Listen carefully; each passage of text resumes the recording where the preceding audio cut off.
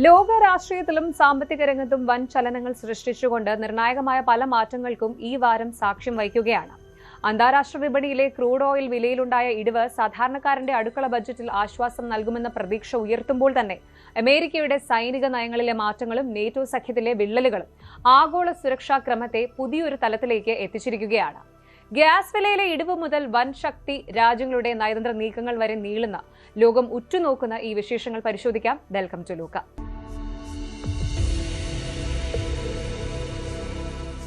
സാധാരണക്കാരായ നമ്മൾ ഓരോരുത്തരും ദിവസവും പേടിയോടെ നോക്കുന്ന ഒന്നാണ് അടുക്കളയിലെ ഗ്യാസ് സിലിണ്ടറിന്റെ വില എന്ന് പറയുന്നത്. കഴിഞ്ഞ കുറച്ച് മാസങ്ങളായിട്ട് റോക്കറ്റ് സ്പീഡിൽ കുതിച്ചുയർന്ന ഗ്യാസ് വിലയിൽ ഇപ്പോൾ ഒരു വലിയ ആശ്വാസ വാർത്ത വരികയാണ്. അതെ, ലോകം ഉറ്റുനോക്കിയ ആ ഒരു വാർത്ത ഇപ്പോൾ ഒഫീഷ്യലായി വന്നിരിക്കുന്നു. American president Donald Trump cease fire പ്രഖ്യാപിച്ചിരിക്കുന്നു. അമേരിക്കയും ഇറാനും തമ്മിലുള്ള 2 ആഴ്ചത്തെ വെടിനിർത്തൽ പ്രഖ്യാപനം ആഗോള വിപണിയിൽ വലിയ ചലനങ്ങളാണ് ഉണ്ടാക്കിയിരിക്കുന്നത്. ഈ വെടിനിർത്തൽ പ്രഖ്യാപനം വെറും ഒരു രാഷ്ട്രീയ വാർത്തയല്ല, മറിച്ച് നമ്മൾ ഓരോരുത്തരുടെയും പോക്കറ്റിനെ നേരിട്ട് ബാധിക്കുന്ന ഒന്നാണ്. കഴിഞ്ഞ കുറച്ച് മാസങ്ങളായിട്ട് നമുക്കറിയാം, ഗ്യാസ് വില കേട്ടാൽ ഷോക്ക് അടിക്കുന്ന അവസ്ഥയായിരുന്നു. എന്നാൽ ഇപ്പോൾ കിട്ടുന്ന റിപ്പോർട്ടുകൾ പ്രകാരം കാര്യങ്ങൾ പോസിറ്റീവാണ്. എന്താണ് ആഗോള വിപണിയിലെ പുതിയ മാറ്റങ്ങൾ പരിശോധിക്കാം. ആദ്യം തന്നെ ലേറ്റസ്റ്റ് അപ്ഡേറ്റ് നോക്കാം. ഇന്ന് ഏപ്രിൽ 9, 2026. കഴിഞ്ഞ കുറച്ച് ദിവസങ്ങളായി ഗ്ലോബൽ ക്രൂഡ് ഓയിൽ വില ആകാശത്തോളം ഉയർന്നു നിൽക്കുകയായിരുന്നു. ഏതാണ്ട് $117 മുകളിൽ വരെ പോയ ക്രൂഡ് ഓയിൽ വില ട്രംപിന്റെ പുതിയ വെടിനിർത്തൽ പ്രഖ്യാപനത്തോടെ ഒറ്റയടിക്ക് 12 മുതൽ 18% വരെയാണ് ഇടിഞ്ഞത്. ഇത് ശരിക്കും ചെറിയൊരു കാര്യമേ അല്ല. ഇറാൻ ഹോർമുസ് കടലിടുക്ക് വഴി കപ്പലുകൾ വിടാൻ സമ്മതിച്ചതോടെ ലോകത്തിലെ 20% ഓയിൽ സപ്ലൈ വീണ്ടും സുഗമമാകാൻ പോവുകയാണ്. ഇനി ഇന്ത്യയിലെ ഇന്നത്തെ ഗ്യാസ് വിലയിലേക്ക് നമുക്ക് വരാം. റിപ്പോർട്ടുകൾ പ്രകാരം ഡൽഹിയിൽ 14.2 കിലോയുടെ ഡൊമസ്റ്റിക് സിലിണ്ടറിന് ഇന്നത്തെ വില എന്ന് പറയുന്നത് 913 രൂപയാണ്. കൊൽക്കത്തയിൽ ഇത് 939 രൂപയും, മുംബൈയിൽ ഇത് 912 രൂപയും, ചെന്നൈയിൽ 928 രൂപയുമാണ്. പക്ഷേ കമേഴ്ഷ്യൽ സിലിണ്ടറുകളുടെ കാര്യം വരുമ്പോൾ ഷോപ്പ് ഉടമകൾക്കും ഹോട്ടലുകാർക്കും വലിയ തിരിച്ചടിയാണ് കഴിഞ്ഞ ദിവസങ്ങളിൽ ഉണ്ടായിരിക്കുന്നത്. ഏപ്രിൽ 1 ഗവൺമെന്റ് 19 കിലോയുടെ കമേഴ്ഷ്യൽ സിലിണ്ടറുകൾക്ക് ഒറ്റയടിക്ക് 195 രൂപയാണ് വർദ്ധിപ്പിച്ചത്. അതായത് ഡൽഹിയിൽ മാത്രം ഇതിന്റെ വില ഇപ്പോൾ 2078 രൂപ എന്ന റെക്കോർഡ് നിലവാരത്തിലാണ് നിൽക്കുന്നത്. ഇവിടെയാണ് നമ്മൾ ശ്രദ്ധിക്കേണ്ട ഒരു കാര്യം വരുന്നത്.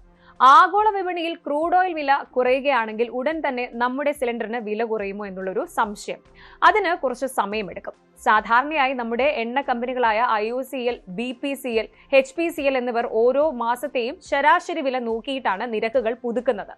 ഇപ്പോൾ ഉണ്ടായിരിക്കുന്നത് ഒരു ഷോർട്ട് ടേം സീസ് ഫയർ ആണ്. അതായത് 2 ആഴ്ചത്തെ വെടിനിർത്തൽ മാത്രമാണ്. ഇത് സ്ഥിരമായ ഒരു സമാധാന കരാറായി മാറുകയാണെങ്കിൽ വരും ആഴ്ചകളിൽ തന്നെ ഡൊമസ്റ്റിക് ഗ്യാസ് വിലയിൽ വലിയൊരു കുറവ് നമുക്ക് പ്രതീക്ഷിക്കാം. ഇനി പലരും ചോദിക്കുന്നുണ്ട്, ക്രൂഡ് ഓയിൽ വില ഇത്രയും കുറഞ്ഞിട്ടും എന്തുകൊണ്ടാണ് ഞങ്ങളുടെ സിലിണ്ടറിന് 913 രൂപ തന്നെ നൽകേണ്ടി വരുന്നത്? ഇത് ശരിക്കും ഇതിലൊരു ലാഗ് ഇഫക്റ്റ് ഉണ്ട്.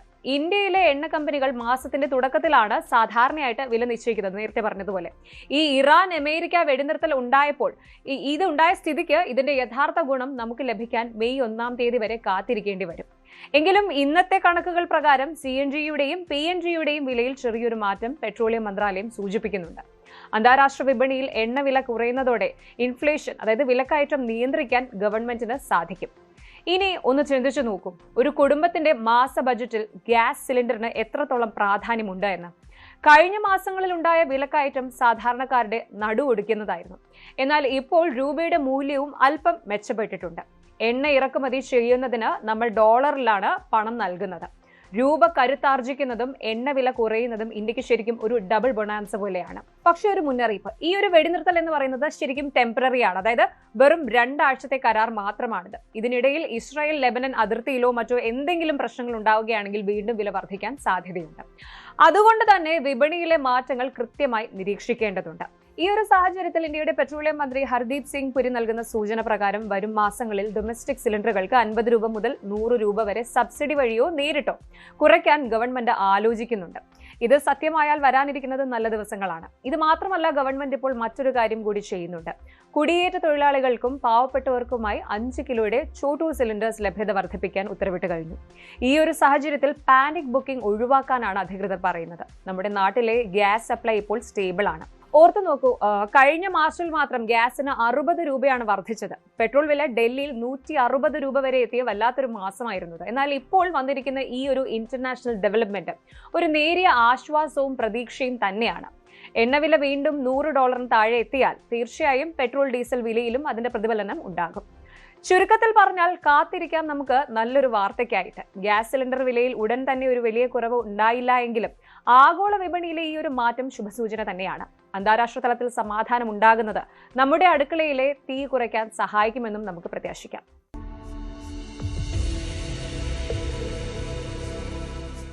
അമേരിക്കയിൽ താമസിക്കുന്ന മലയാളികൾ ഉൾപ്പെടെയുള്ള ലക്ഷക്കണക്കിന് യുവാക്കളെയും അവരുടെ കുടുംബങ്ങളെയും നേരിട്ട് ബാധിക്കുന്ന ഒരു വമ്പൻ ബ്രേക്കിംഗ് ന്യൂസ് ഇപ്പോൾ വന്നിരിക്കുകയാണ്.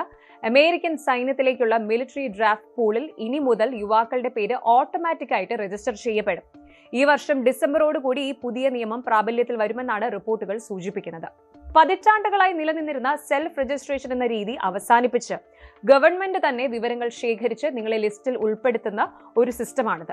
എന്നാൽ ഇത് അമേരിക്കയിൽ മാത്രം ഒതുങ്ങി നിൽക്കുന്ന ഒരു മാറ്റമല്ല. യൂറോപ്പിലും ഏഷ്യയിലുമുള്ള പല രാജ്യങ്ങളും ഇപ്പോൾ മാൻഡേറ്ററി മിലിറ്ററി സർവീസസ് അഥവാ നിർബന്ധിത സൈനിക സേവനത്തിലേക്ക് തിരിയുകയാണ്. എന്താണ് ഇതിന്റെ പിന്നിലെ ലക്ഷ്യം? ഇത് നമ്മുടെ സ്വകാര്യതയിലേക്കുള്ള ഒരു കടന്നുകയറ്റമാണോ? പരിശോധിക്കാം. ആദ്യം എന്താണ് ഈ സെലക്ടീവ് സർവീസ് സിസ്റ്റം, SSS എന്ന് ലളിതമായി പറയാം. യുദ്ധമോ അടിയന്തര സാഹചര്യങ്ങളോ ഉണ്ടായാൽ രാജ്യത്തെ സേവിക്കാൻ തയ്യാറുള്ള യുവാക്കളുടെ ഒരു ലിസ്റ്റ് അമേരിക്കൻ ഗവൺമെന്റ് സൂക്ഷിക്കാറുണ്ട്. ഇതിനെയാണ് മിലിറ്ററി ഡ്രാഫ്റ്റ് എന്ന് വിളിക്കുന്നത്. ഇതുവരെ 18 വയസ്സ് തികയുന്ന പുരുഷന്മാർ സ്വയം ഈ സിസ്റ്റത്തിൽ പോയി രജിസ്റ്റർ ചെയ്യണമായിരുന്നു. ഇത് മറന്നു പോകുന്നവർക്ക് ഭാവിയിൽ ഗവൺമെന്റ് ജോലികളോ ലോണുകളോ കിട്ടാൻ വലിയ ബുദ്ധിമുട്ടായിരുന്നു. എന്നാൽ 2026 national defence authorisation act NDAA പ്രകാരം ഈ രീതി മാറുകയാണ്. ഇനി മുതൽ യുവാക്കൾ കഷ്ടപ്പെട്ടു പോയി രജിസ്റ്റർ ചെയ്യേണ്ടതില്ല. നിങ്ങളുടെ സോഷ്യൽ സെക്യൂരിറ്റി നമ്പറും ബാക്കി ഡേറ്റയും ഉപയോഗിച്ച് ഓട്ടോമാറ്റിക് രജിസ്ട്രേഷൻ നടക്കും. അമേരിക്കൻ പ്രസിഡന്റ് ഇത് ഒപ്പിട്ട് കഴിയുകയും ചെയ്തിട്ടുണ്ട്. ഇവിടെയാണ് വലിയ ചർച്ച നടക്കുന്നത്. ഇതിനെതിരെ വലിയൊരു വിഭാഗം ജനങ്ങൾ രംഗത്തുണ്ട്. പ്രൈവസി വയലേഷൻ, അതായത് സ്വകാര്യതാ ലംഘനം എന്നതാണ് പ്രധാന ആരോപണം. അതെ, സ്വകാര്യതയെ സ്നേഹിക്കുന്ന പലരും ഈ ഒരു നിയമത്തെ എതിർക്കുന്നുണ്ട്. ഒരാളുടെ സമ്മതമില്ലാതെ അയാളുടെ ഡേറ്റ ഒരു സൈനിക ആവശ്യത്തിനായി ഉപയോഗിക്കുന്നത് ശരിയാണോ എന്നതാണ് ചോദ്യം. അത് മാത്രമല്ല, യുദ്ധ സാഹചര്യം ഉണ്ടാവുകയാണെങ്കിൽ ഈ ലിസ്റ്റിലുള്ളവരെ നിർബന്ധപൂർവ്വം വിളിക്കാൻ ഗവൺമെന്റ് മുതിരില്ലേ? വിമർശകർ പറയുന്നത് ഇത് യുവാക്കൾക്ക് മേൽ ഗവൺമെന്റ് നടത്തുന്ന ഒരു സർവെയിലൻസ് ആണ് എന്നാണ്. എന്നാൽ മിലിറ്ററി അധികൃതർ പറയുന്നത് മറ്റൊന്നാണ്. രജിസ്ട്രേഷൻ നിരക്ക് കുറഞ്ഞു വരികയാണ്. പലരും ഇത് മറന്നു പോകുന്നു. അവരെ നിയമക്കുരുക്കുകളിൽ നിന്ന് രക്ഷിക്കാനാണ് ഈ ഓട്ടോമേഷൻ എന്നാണ് അവരുടെ വാദം. പക്ഷേ ഈ ഡേറ്റ എത്രത്തോളം സുരക്ഷിതമായിരിക്കും എന്നതിൽ ഇപ്പോഴും വ്യക്തതയില്ല. അമേരിക്കയിൽ ഇപ്പോൾ നടന്നുകൊണ്ടിരിക്കുന്ന ഇറാൻ പ്രതിസന്ധിയും മറ്റും കണക്കിലെടുക്കുമ്പോൾ ഈ ഒരു നീക്കത്തിന് വലിയ പ്രാധാന്യമുണ്ട്. കഴിഞ്ഞ ആഴ്ചയിലുണ്ടായ US ഇറാൻ സീസ് ഫയർ, ആ വെടിനിർത്തൽ നമുക്ക് ആശ്വാസം നൽകുന്നുണ്ടെങ്കിലും ഭാവിയിൽ ഒരു യുദ്ധമുണ്ടായാൽ സൈന്യത്തെ വേഗത്തിൽ സജ്ജമാക്കാനാണ് ഈ പുതിയ നീക്കം എന്നാണ് മനസ്സിലാക്കേണ്ടത്. ഇനി ഈ നിയമം ബാധിക്കുന്നത് ആരെയൊക്കെയാണ്? 18 മുതൽ 25 വയസ്സ് വരെയുള്ള പുരുഷന്മാർ, അതുപോലെ അമേരിക്കൻ പൗരന്മാർ മാത്രമല്ല, അവിടെ താമസിക്കുന്ന ഗ്രീൻ കാർഡ് ഉടമകളും അഭയാർത്ഥികളും ഈ പട്ടികയിൽ വരും. അതുപോലെ തന്നെ ജന്മന പുരുഷനായി ജനിച്ച ട്രാൻസ്ജെൻഡർ വ്യക്തികളും ഈ രജിസ്ട്രേഷന്റെ ഭാഗമാകണം. അമേരിക്കൻ മലയാളി മാതാപിതാക്കൾ ശ്രദ്ധിക്കേണ്ട ഒരു കാര്യം, ഇത് പൗരന്മാർക്ക് മാത്രമല്ല ഗ്രീൻ കാർഡ് ഉള്ളവർക്കും ബാധകമാണ് എന്നതാണ്. രജിസ്റ്റർ ചെയ്യുന്നത് കൊണ്ട് മാത്രം ഉടൻ യുദ്ധത്തിന് പോകേണ്ടി വരില്ല എങ്കിലും ആ ലിസ്റ്റിൽ നിങ്ങളുടെ പേരുണ്ടെന്നത് ഒരു വസ്തുതയാണ്. ശരിക്കും പല മാതാപിതാക്കളും ഇപ്പോൾ വലിയ ആശങ്കയിലാണ്. ഈ ഒരു രജിസ്ട്രേഷൻ ചെയ്തു കഴിഞ്ഞാൽ ഉടൻ തന്നെ തങ്ങളുടെ മകനെ യുദ്ധത്തിന് കൊണ്ടുപോകുമോ എന്നതാണ് പ്രധാന ചോദ്യം. നിലവിൽ പേര് രജിസ്റ്റർ ചെയ്യുക എന്നത് മാത്രമാണ് നിയമം. യുദ്ധത്തിന് പോകണമെങ്കിൽ കോൺഗ്രസ് പ്രത്യേക അനുമതി നൽകണം. എങ്കിലും ഗവൺമെന്റിന്റെ കയ്യിൽ ലിസ്റ്റ് എപ്പോഴും റെഡി ആയിരിക്കും എന്നതാണ് ഇതിന്റെ ഗൗരവം വർദ്ധിപ്പിക്കുന്നത്. രജിസ്റ്റർ ചെയ്യാതിരിക്കുന്നത് 5 വർഷം വരെ തടവും $2.5 ലക്ഷം പിഴയും ലഭിക്കാവുന്ന കുറ്റമായിരുന്നു. അതേസമയം ഓട്ടോമാറ്റിക് രജിസ്ട്രേഷൻ വരുന്നതോടെ ഈ കുറ്റകൃത്യങ്ങൾ ഇല്ലാതാകുമെന്നതാണ് ഇതിന്റെ ഗുണമായി ചിലർ ചൂണ്ടിക്കാണിക്കുന്നത്. ഇനി നമുക്ക് ലോകത്തിന്റെ മറ്റു ഭാഗങ്ങളിലേക്കൊന്ന് കണ്ണോടിക്കാം. അമേരിക്ക മാത്രമല്ല ഈ വഴിക്ക് ചിന്തിക്കുന്നത്. ജർമ്മനിയുണ്ട്. ജർമ്മനിയിൽ 2026 ജനുവരി മുതൽ പുതിയ നിയമം വന്നു കഴിഞ്ഞു. യുവാക്കൾ തങ്ങൾ സൈന്യത്തിൽ ചേരാൻ തയ്യാറാണോ എന്ന് വെളിപ്പെടുത്തുന്ന ഫോമുകൾ നിർബന്ധമായും പൂരിപ്പിച്ച് നൽകണം. അടുത്തത് ക്രൊയേഷ്യയാണ്. ക്രൊയേഷ്യയും 2026 മുതൽ നിർബന്ധിത സൈനിക സേവനം വീണ്ടും കൊണ്ടുവരികയാണ്. പിന്നെ സൗത്ത് കൊറിയയും ഇസ്രായേലും. നമുക്കറിയാം ഈ 2 രാജ്യങ്ങളിലും വർഷങ്ങളായി നിർബന്ധിത സൈനിക സേവനം നിലവിലുണ്ട്. കൊറിയയിൽ നിർബന്ധമായും 18 മാസം വരെ സൈന്യത്തിൽ ജോലി ചെയ്യണം. ഇനി സ്വീഡനും നോർവേയുമാണ്. ഇവിടെയും സെലക്റ്റീവായ നിർബന്ധിത സേവനം നിലവിലുണ്ട്. ഇനി എന്തുകൊണ്ടാണ് രാജ്യങ്ങൾ ഈ ഒരു സിസ്റ്റത്തിലേക്ക് തിരിച്ചു പോകുന്നത്? ഇതിന്റെ ഗുണദോഷങ്ങൾ എന്തൊക്കെയാണ് എന്ന് നോക്കാം.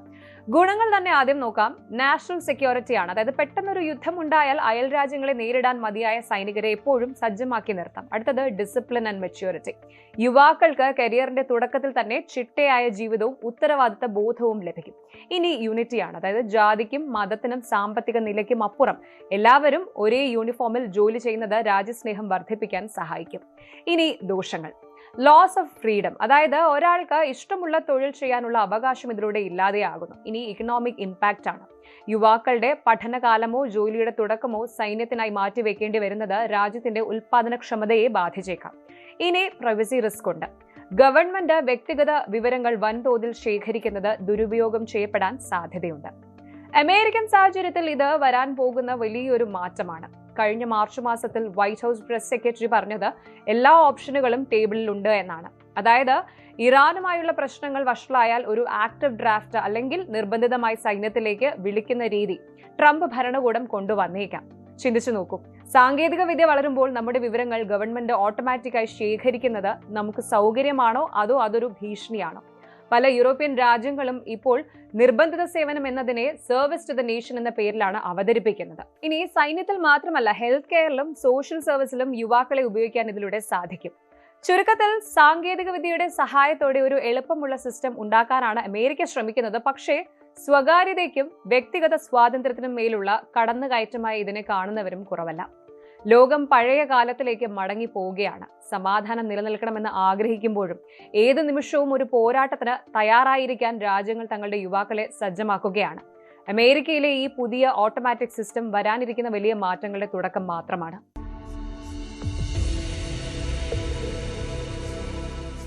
ലോകരാഷ്ട്രീയത്തിലെ ഏറ്റവും വലിയ ഒരു ഭൂകമ്പത്തിനാണ് ഇപ്പോൾ നമ്മൾ സാക്ഷ്യം വഹിക്കുന്നത്. അമേരിക്കൻ വിദേശ നയത്തിൽ വിപ്ലവകരവും എന്നാൽ ഏറെ വിവാദപരവുമായ മാറ്റങ്ങളാണ് ഡൊണാൾഡ് ട്രംപ് ഭരണകൂടം കൊണ്ടുവരുന്നത്. ദശാബ്ദങ്ങളായി ലോകത്തെ സംരക്ഷിച്ചു നിർത്തിയ നേറ്റോ എന്ന വൻ ശക്തി സഖ്യം ഇപ്പോൾ തകർച്ചയുടെ വക്കിലാണ്. ഇറാൻ യുദ്ധത്തിൽ അമേരിക്കയെയും ഇസ്രായേലിനെയും സഹായിക്കാത്ത രാജ്യങ്ങളെ ശിക്ഷിക്കാൻ ഒരുങ്ങുകയാണ് ഡൊണാൾഡ് ട്രംപ് ഭരണകൂടം. ജർമ്മനിയിൽ നിന്നും സ്പെയിനിൽ നിന്നും തങ്ങളുടെ സൈന്യത്തെ പിൻവലിക്കുമെന്ന ട്രംപിന്റെ പുതിയ നീക്കം യൂറോപ്പിനെ ശരിക്കും ഞെട്ടിച്ചു കളഞ്ഞു. യുദ്ധത്തിൽ തങ്ങളെ സഹായിക്കാത്തവർ തങ്ങളുടെ സംരക്ഷണം പ്രതീക്ഷിക്കേണ്ടതില്ല. ഇതാണ് വൈറ്റ് ഹൌസിന്റെ പുതിയ നിലപാട്. ഈ നീക്കം ലോകക്രമത്തെ എങ്ങനെ മാറ്റും? നേറ്റോ ചീഫ് മാർക്ക് റൂട്ടെയും അതുപോലെ ട്രംപും തമ്മിലുള്ള കൂടിക്കാഴ്ചയിൽ എന്താണ് സംഭവിച്ചത് പരിശോധിക്കാം. ആദ്യം നമുക്ക് ഈ പ്രശ്നത്തിന്റെ കാതൽ എന്താണെന്ന് നോക്കാം. കഴിഞ്ഞ മാസം ഇറാനുമായി ആരംഭിച്ച യുദ്ധത്തിൽ അമേരിക്കയുടെ പ്രധാന നേറ്റോ സഖ്യകക്ഷികൾ പലരും വിട്ടുനിൽക്കുന്ന നിലപാടാണ് എടുത്തത്. പ്രത്യേകിച്ച് സ്പെയിനും ജർമ്മനിയും. സ്പെയിൻ തങ്ങളുടെ എയർ സ്പേസ് അമേരിക്കൻ യുദ്ധവിമാനങ്ങൾക്കായി തുറന്നുകൊടുക്കാൻ തയ്യാറായില്ല. ജർമ്മനി ആകട്ടെ ട്രംപിന്റെ ഇറാൻ ആക്രമണത്തെ പരസ്യമായി വിമർശിക്കുകയും ചെയ്തിരുന്നു. ഇതോടെയാണ് ട്രംപ് തന്റെ പണിഷ്മെന്റ് പ്ലാൻ പുറത്തെടുത്തത്. ഒരു റിപ്പോർട്ട് പ്രകാരം യൂറോപ്പിലെ ഏറ്റവും പ്രധാനപ്പെട്ട 2 സൈനിക താവളങ്ങൾ അടച്ചുപൂട്ടാനോ അവിടെയുള്ള സൈനികരെ കുറയ്ക്കാനോ ആണ് ആലോചന. 80,000-ലധികം US സൈനികരാണ് ഇപ്പോൾ യൂറോപ്പിലുള്ളത്. ഇതിൽ മെജോറിറ്റിയും ജർമ്മനിയിലാണ്.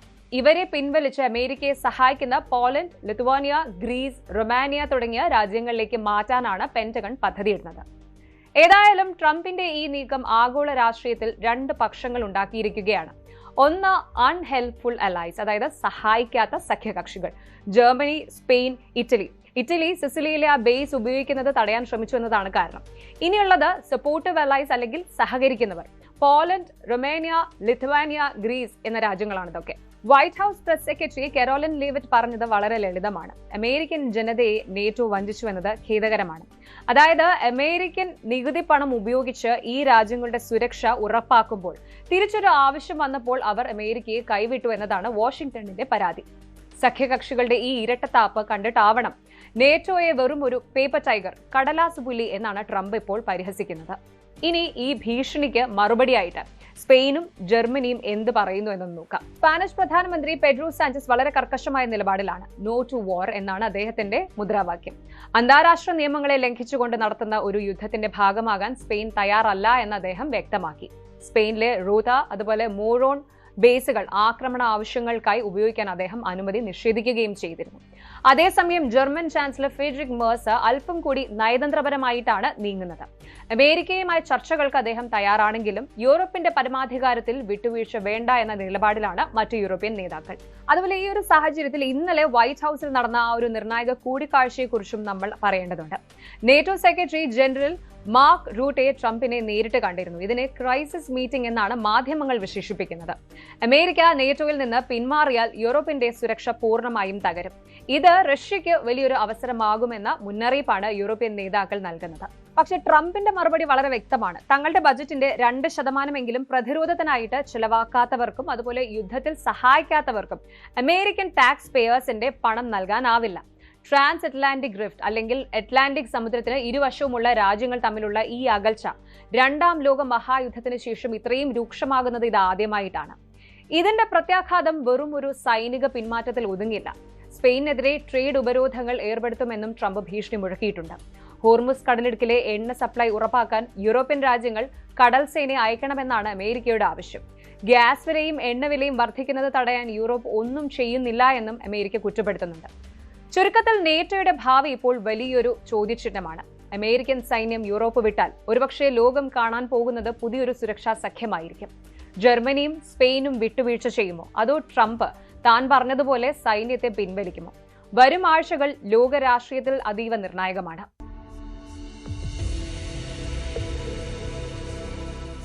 ലോകത്ത് എവിടെ എന്ത് വലിയ കാര്യം നടന്നാലും അതിന്റെ ക്രെഡിറ്റ് അടിച്ചു മാറ്റാൻ നോക്കുന്ന ചിലരുണ്ട്. ലോകം മുഴുവൻ ഇപ്പോൾ ചർച്ച ചെയ്യുന്നത് അമേരിക്കയും ഇറാനും തമ്മിലുള്ള വലിയ വെടിനിർത്തലിനെ കുറിച്ചാണല്ലോ. എന്നാൽ ഈ ഒരു വെടിനിർത്തലിന് പിന്നിൽ പ്രവർത്തിച്ച യഥാർത്ഥ ഹീറോസ് തങ്ങളാണ് എന്ന് ഇപ്പോൾ പാകിസ്ഥാൻ അവകാശപ്പെടുകയാണ്. വെറും അവകാശവാദം മാത്രമല്ല കേട്ടോ. Pakistan army chief general Asim മുനീറിനും പ്രധാനമന്ത്രി ഷെഹബാസ് ഷെരീഫിനും ഈ വർഷത്തെ നൊബേൽ പീസ് പ്രൈസ് കൊടുക്കണമെന്നാണ് പാക് മാധ്യമങ്ങളും അവിടുത്തെ ബിസിനസ് ഗ്രൂപ്പുകളും വാദിക്കുന്നത്. ഈ ഒരു സംഗതി കേൾക്കുമ്പോൾ തമാശയായി തോന്നാമെങ്കിലും പാകിസ്ഥാൻ വിയർപ്പൊഴുക്കി തന്നെയാണ് ഈ ഒരു മധ്യസ്ഥ ശ്രമം നടത്തിയത് എന്നാണ് റിപ്പോർട്ടുകൾ. ദ ഇസ്ലാമാബാദ് അക്കോർഡ് എന്ന പേരിൽ അറിയപ്പെടുന്ന ഈ വെടിനിർത്തൽ പ്രമേയം കൊണ്ടുവന്നത് പാകിസ്ഥാനാണ്. അമേരിക്കൻ വൈസ് പ്രസിഡന്റ് JD വാൻസും ഇറാന്റെ വിദേശകാര്യമന്ത്രി അബ്ബാസ് അറാഖ്ചിയും തമ്മിൽ ഇസ്ലാമാബാദിൽ വെച്ച് നടന്ന അതീവ രഹസ്യമായ ചർച്ചകൾക്ക് ചുക്കാൻ പിടിച്ചത് ജനറൽ അസീം മുനീറാണത്രേ. പാകിസ്ഥാന്റെ വാദം ഇതാണ്: we are the bridge between the east and the west. അതായത് ചൈനയുമായി അടുത്ത ബന്ധമുള്ള, അമേരിക്കയുമായി സൗഹൃദമുള്ള, ഇറാനുമായി അതിർത്തി പങ്കിടുന്ന പാകിസ്ഥാൻ അല്ലാതെ മറ്റാരാണ് ഈ സമാധാനം കൊണ്ടുവരിക? ശരിക്കും സംഗതി ഗൗരവമാണ് സുഹൃത്തുക്കളെ. പാകിസ്ഥാനിലെ പ്രമുഖ മാധ്യമങ്ങളും ബിസിനസ് സംഘടനകളും ഇപ്പോൾ ഒരേ സ്വരത്തിൽ ഒരു ക്യാമ്പയിൻ തുടങ്ങിയിരിക്കുകയാണ്. ഇസ്ലാമാബാദിൽ വെച്ച് നടന്ന രഹസ്യ ചർച്ചകളാണത്രേ ട്രംപിനെയും ഇറാനെയും ഒരു മേശയ്ക്ക് ചുറ്റും എത്തിച്ചത്. ഇതിന് പിന്നിലെ ബുദ്ധി അസീം മുനീറിന്റേതാണെന്ന് പാക് മാധ്യമമായ പാകിസ്ഥാൻ ടുഡേ റിപ്പോർട്ട് ചെയ്യുന്നുണ്ട്. ഇതിനിടയിലാണ് മറ്റൊരു സർപ്രൈസ് എൻട്രി. മുൻ ഇറ്റാലിയൻ പ്രധാനമന്ത്രിയും പാകിസ്ഥാനെ നോബൽ സമ്മാനത്തിനായി പരിഗണിക്കണമെന്ന് പറഞ്ഞിട്ടുണ്ട്. ഈ വെടിനിർത്തൽ കാരണം ആഗോള വിപണിയിൽ എണ്ണവില കുറഞ്ഞു, ലോകം വലിയൊരു യുദ്ധത്തിൽ നിന്ന് രക്ഷപ്പെട്ടു. അതുകൊണ്ട് ഈ സമാധാന ദൂതന്മാരെ ആദരിക്കണം എന്നാണ് ഇവരുടെ വാദം. ഇവിടെയാണ് നമ്മൾ പാകിസ്ഥാന്റെ മറ്റൊരു മുഖം കാണുന്നത്. സമാധാനത്തിന്റെ കാര്യത്തിൽ പാകിസ്ഥാൻ അത്ര മോശക്കാരല്ല എന്നതാണ് വാസ്തവം. UN പീസ് കീപ്പിംഗ് മിഷനുകളിൽ ലോകത്ത് ഏറ്റവും കൂടുതൽ സൈനികരെ അയക്കുന്ന രാജ്യങ്ങളിൽ ഒന്നാണ് പാകിസ്ഥാൻ. ഏകദേശം 2 ലക്ഷത്തിലധികം പാക് സൈനികർ ഇതുവരെ വിവിധ രാജ്യങ്ങളിൽ സമാധാനത്തിനായി ജോലി ചെയ്തിട്ടുമുണ്ട്. പക്ഷേ ഇത്രയും സമാധാനം പുറത്തുണ്ടാക്കുന്നവർ സ്വന്തം നാട്ടിലെ കാര്യം വരുമ്പോൾ എന്താണ് ചെയ്യുന്നത്? ചാരിറ്റി ബിഗിൻസ് അറ്റ് ഹോം എന്ന് പാകിസ്ഥാനെ ആരും പഠിപ്പിച്ചില്ലേ എന്നാണ് ലോകം ചോദിക്കുന്നത്.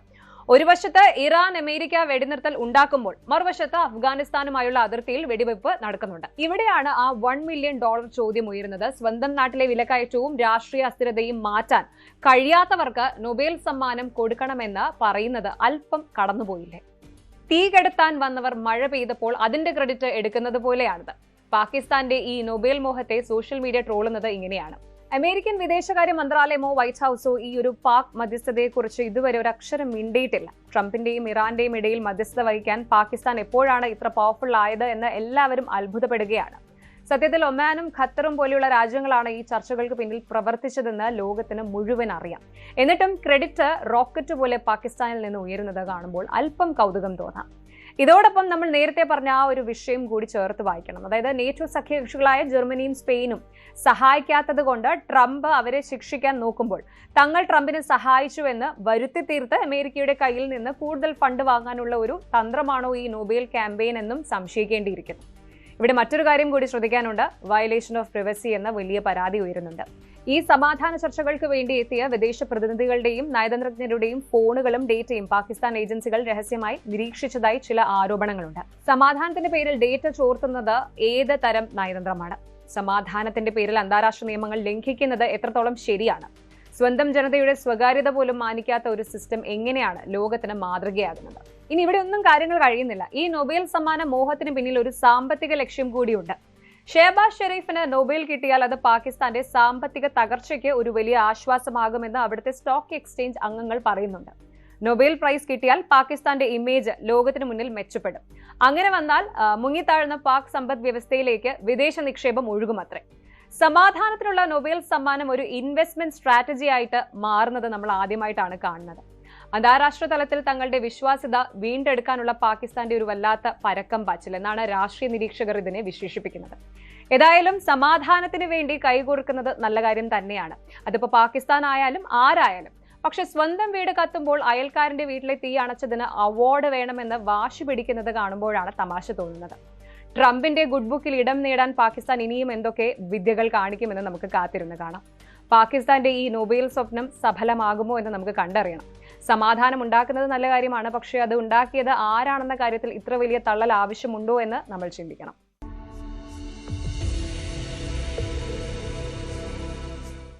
ലോകത്തിന്റെ എണ്ണക്കിണർ എന്നറിയപ്പെടുന്ന മിഡിൽ ഈസ്റ്റിൽ നിന്നും അത്ര ശുഭകരമല്ലാത്ത വാർത്തകളാണ് ഇപ്പോൾ വന്നുകൊണ്ടിരിക്കുന്നത്. അമേരിക്ക ഇറാൻ വെടിനിർത്തൽ പ്രഖ്യാപനത്തിന് പിന്നാലെ ലോകം കുറച്ച് ആശ്വസിച്ചിരിക്കുകയായിരുന്നു. എന്നാൽ ഇപ്പോൾ കാര്യങ്ങൾ വീണ്ടും സങ്കീർണമാവുകയാണ്. ചില റിപ്പോർട്ടുകൾ പ്രകാരം കടലിടുക്കിന്റെ, അതായത് ഹോർമുസിന്റെ പല ഭാഗങ്ങളിലും സ്ഫോടക വസ്തുക്കൾ നിറഞ്ഞ മൈനുകൾ ഉണ്ട് എന്നാണ് അമേരിക്കൻ ഇന്റലിജൻസ് നൽകുന്ന സൂചന. ഇതോടെ ടെഹ്റാൻ പുതിയൊരു നീക്കം നടത്തി. പ്രധാന പാതയ്ക്ക് പകരം ഇറാന്റെ തീരത്തോട് ചേർന്നുള്ള ആഴം കുറഞ്ഞ ഭാഗങ്ങളിലൂടെ ചെറിയ ടാങ്കറുകൾക്ക് കടന്നുപോകാൻ അവർ അനുമതി നൽകിയിരിക്കുകയാണ്. ഇറാന്റെ നിർദ്ദേശങ്ങൾ അനുസരിക്കുന്ന കപ്പലുകൾക്ക് മാത്രമേ ഈ ബദൽ പാതകൾ ഉപയോഗിക്കാൻ സാധിക്കുന്നു എന്നും മനസ്സിലാക്കണം. ഇറാൻ ഇപ്പോൾ പുതിയ ഓൾട്ടർനേറ്റീവ് റൂട്ട്സ് പ്രഖ്യാപിച്ചിരിക്കുകയാണ്. ഒരു റിപ്പോർട്ട് അനുസരിച്ച് ഈ പുതിയ റൂട്ടുകൾ കപ്പലുകൾക്ക് എത്രത്തോളം സുരക്ഷിതമാണ് എന്നതിന്റെ വലിയ തർക്കങ്ങൾ നടക്കുന്നുണ്ട്. എന്താണ് ഈ ബദൽ പാതകൾ? ട്രംപിന്റെ വെടിനിർത്തൽ ഭീഷണിയിലാകുമോ? നമുക്ക് പരിശോധിക്കാം. ആദ്യം നമുക്ക് ഈ പുതിയ റൂട്ടുകളെ ഒന്ന് പരിചയപ്പെടാം. ഇറാന്റെ റെവല്യൂഷണറി ഗാർഡ്സ് പുറത്തുവിട്ട നിർദ്ദേശപ്രകാരം കപ്പലുകൾ ഇനി മുതൽ ലാരാക് ഐലൻഡിന് ചുറ്റുമുള്ള പുതിയ പാതകളിലൂടെ വേണം സഞ്ചരിക്കാൻ. ആദ്യം ഇൻകമിംഗ് ഷിപ്സ്, ഉള്ളിലേക്ക് വരുന്നവ, ലാരാക് ഐലൻഡിന് വടക്ക് ഭാഗത്തുള്ള റൂട്ടിലൂടെ കടന്നു വരണം. ഔട്ട് ഗോയിങ് ഷിപ്സ് ഐലൻഡിന് തെക്ക് ഭാഗത്തുള്ള പാതയിലൂടെ പുറത്തേക്ക് പോകണം. ഇത് കേൾക്കുമ്പോൾ ലളിതമായി തോന്നാമെങ്കിലും ഇതിനു പിന്നിൽ വലിയൊരു രാഷ്ട്രീയമുണ്ട്. ഈ പുതിയ റൂട്ടുകൾ ഇറാന്റെ തീരപ്രദേശത്തോട് ഏറ്റവും അടുത്താണ്. അതായത് ഈ വഴി പോകുന്ന ഓരോ കപ്പലിനെയും ഇറാന്റെ നാവികസേനയ്ക്ക് കൃത്യമായി നിരീക്ഷിക്കാനും നിയന്ത്രിക്കാനും സാധിക്കും. ഫുൾ ടാക്ടിക്കൽ കൺട്രോൾ ആണ് ഇതിലൂടെ ഇറാൻ ലക്ഷ്യമിടുന്നത്. അതുപോലെ ഇൻഷുറൻസ് കമ്പനികൾ ഈ റൂട്ടുകളിലൂടെ പോകുന്ന കപ്പലുകൾക്ക് വൻതോതിലുള്ള പ്രീമിയമാണ് ഈടാക്കുന്നത്. ഇത് സ്വാഭാവികമായും എണ്ണവില വർദ്ധിപ്പിക്കാൻ കാരണമാകും. ഇതിനിടയിലാണ് ഞെട്ടിക്കുന്ന മറ്റൊരു റിപ്പോർട്ട് വരുന്നത്. ഈ പുതിയ റൂട്ടിലൂടെ പോകുന്ന ഓരോ ബാരൽ എണ്ണയ്ക്കും $1 വീതം ടോൾ ഈടാക്കാൻ ഇറാൻ ആലോചിക്കുന്നുണ്ട് എന്ന്. ലക്ഷക്കണക്കിന് ബാരൽ എണ്ണ കൊണ്ടുപോകുന്ന ഒരു വമ്പൻ ടാങ്കറിന് ഇത് ദശലക്ഷക്കണക്കിന് ഡോളറിന്റെ അധിക ബാധ്യതയാണ് ഉണ്ടാക്കുക. ഇത് ആഗോള വിപണിയിൽ എണ്ണവില വീണ്ടും കുതിച്ചുയരാൻ കാരണമാകും. ലേറ്റസ്റ്റ് അപ്ഡേറ്റ് പ്രകാരം ഇസ്രായേൽ ലെബനനിൽ നടത്തിയ ആക്രമണത്തെ തുടർന്ന് വെടിനിർത്തൽ ഇപ്പോൾ ഒരു നൂൽപ്പാലത്തിലാണ്. വെടിനിർത്തൽ ലംഘിക്കപ്പെട്ടാൽ ഹോർമുസ് കടലിടുക്ക് വീണ്ടും പൂർണ്ണമായും അടച്ചിടുമെന്ന് ഇറാൻ മുന്നറിയിപ്പ് നൽകിയിരുന്നതുമാണ്. ഇന്ത്യയെ സംബന്ധിച്ച് ഇത് വലിയൊരു പ്രതിസന്ധിയാണ്. നമ്മുടെ എണ്ണ ഇറക്കുമതിയുടെ മെജോറിറ്റിയും ഈ വഴിയിലൂടെയാണ് വരുന്നത്. ഷിപ്പിംഗ് ചാർജ് കൂടുന്നതും ഇൻഷുറൻസ് പ്രീമിയം വർദ്ധിക്കുന്നതും ഇന്ത്യയിലെ പെട്രോൾ ഡീസൽ വിലയെ നേരിട്ട് തന്നെ ബാധിക്കും. വിതരണ ശൃംഖല ഇത്രയധികം താറുമാറായ മറ്റൊരു കാലമില്ല എന്നാണ് സാമ്പത്തിക വിദഗ്ധരുടെ അഭിപ്രായം. ഇത് മാത്രമല്ല, ഈ പുതിയ റൂട്ടുകളിൽ മൈനുകൾ ഇല്ല എന്ന് ഇറാൻ അവകാശപ്പെടുമ്പോഴും അമേരിക്കൻ നാവികസേന അത് വിശ്വസിക്കാൻ തയ്യാറല്ല. വെടിനിർത്തലിന് മുൻപ് ഇറാൻ തന്നെ വിതറിയ മൈനുകൾ ഇപ്പോഴും അവിടെയുണ്ടെന്നും കപ്പലുകൾക്ക് അത് വലിയ ഭീഷണിയാണെന്നുമാണ് വാഷിംഗ്ടണിന്റെ വാദം. ചുരുക്കത്തിൽ ഹോർമുസ് കടലിടുക്കിലെ ഈ മൈൻ ഭീഷണിയും പുതിയ റൂട്ടുകളും വെറും ഒരു സാങ്കേതിക പ്രശ്നമല്ല, ഇതൊരു വലിയ രാഷ്ട്രീയ ചതുരംഗ കളി തന്നെയാണ്. ഇറാൻ പടുത്തുയർത്തുന്ന ഈ ബദൽ പാതകൾ ലോകരാജ്യങ്ങൾ അംഗീകരിക്കുമോ, അതോ അമേരിക്ക ശക്തമായി ഇടപെട്ടുകൊണ്ട് കടലിടുക്ക് തിരിച്ചുപിടിക്കുമോ?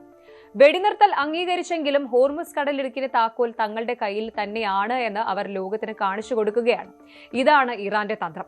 ട്രംപ് ഭരണകൂടം ഇതിനോട് എങ്ങനെ പ്രതികരിക്കുമെന്നതിനെ ആശ്രയിച്ചിരിക്കും വരും ദിവസങ്ങളിലെ ലോക സമാധാനം തന്നെ.